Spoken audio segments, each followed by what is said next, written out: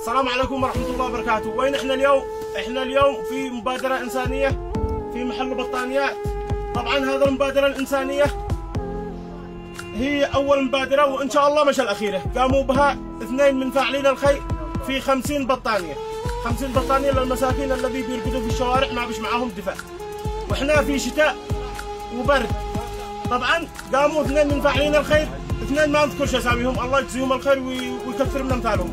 في مبادرة إنسانية في 50 بطانية. بطانيات رقم 1 أبو دب. بطانيات يعني من الكبار، من الذي ترضى به كل إنسان. وجزاهم الله خير، جزاهم الله خير كل الذي قاموا في المبادرة هذه. 2 فاعلين خير وشكرا لكم. وإن شاء الله هذه ليست المبادرة الأولى وإن شاء الله نستمر. تحياتي للجميع. لأنه نفعل مسكين والله ما غير.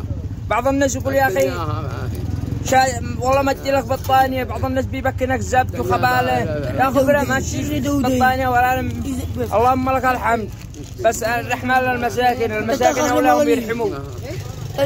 اصرفوا للمساكن بطانية فعل خير. أذن فجر بسرعة على ذنوب بينزل. نشكر كرم الحيمي في وقف مع المساكين، في وقف مع قضايا خيرات. والله إن كرم الحيمي